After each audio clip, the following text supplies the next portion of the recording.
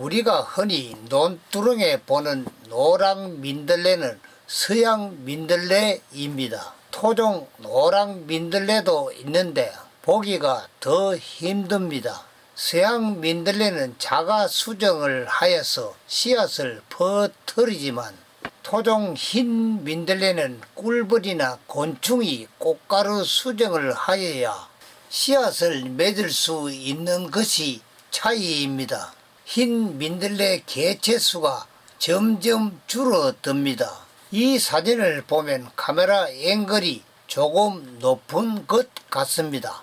조금 앵글을 더 낮추니 뒤 배경이 보입니다.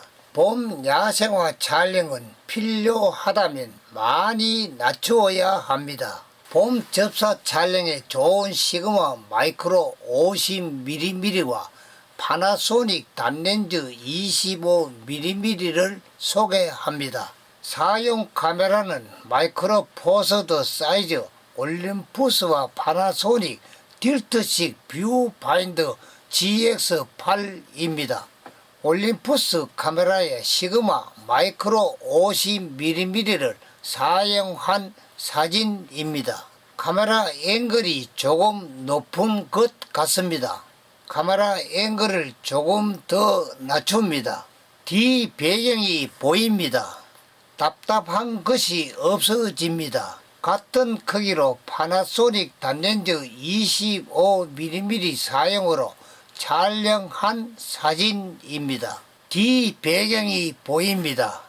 누믹스 단렌즈 25mm로 카메라 앵글을 더 낮추어 촬영하니 뒤산이 보이며 흰 민들레 꽃이 확 드러내어 좋습니다. 거의 같은 크기로 촬영하였어도 사진 영상 감성이 달라집니다. 마이크로 렌즈가 있는데 단렌즈 사용이 왜 필요하는가 의문이 나는데 접사 촬영 때 이렇게 촬영하다가 이 사진보다 꽃의 주위 생태 환경을 위에서 촬영할 경우 때 더 넓게 촬영하고픈 경우가 많이 있습니다.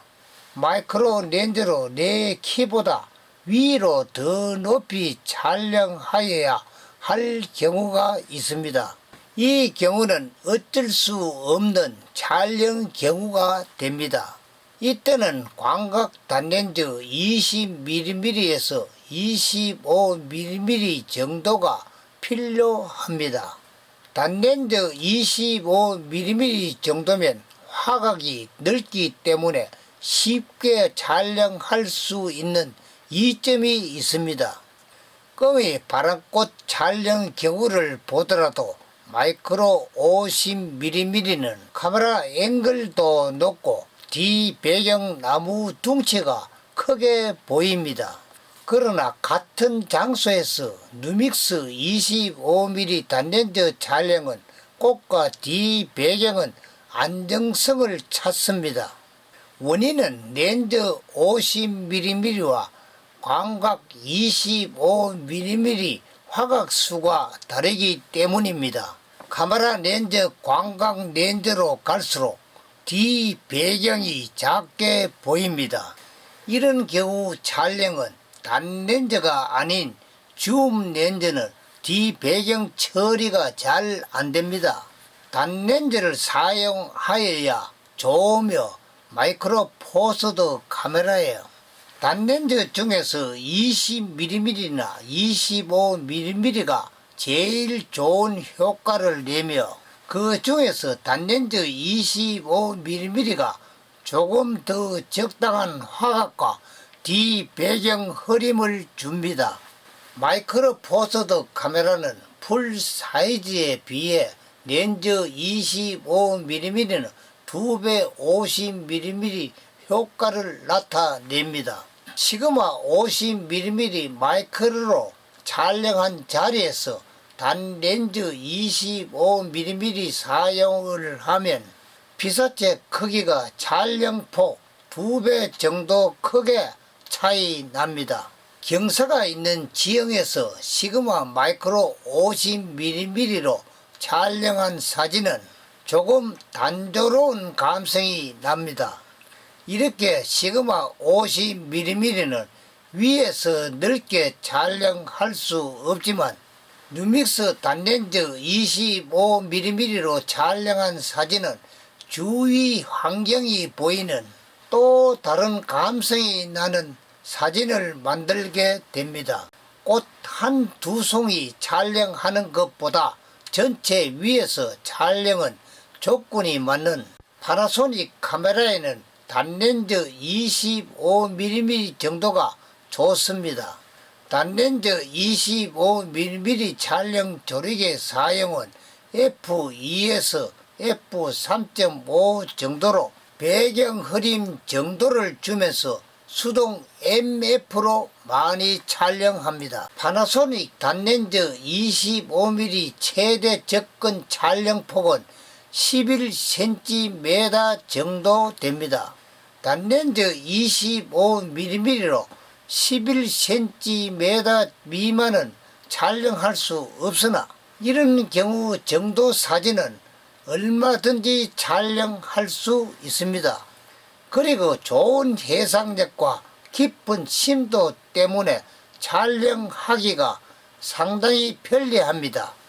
조리개 F2에서 F4 정도에서 촬영하면 좋은 뒤 배경 흐림이 나옵니다.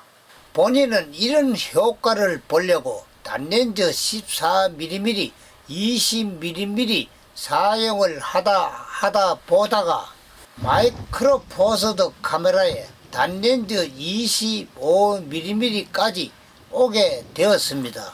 시그마 마이크로 50mm보다 단렌즈 25mm로 촬영한 사진은 뒤 배경 적색 부분이 형성된 것이 달라집니다.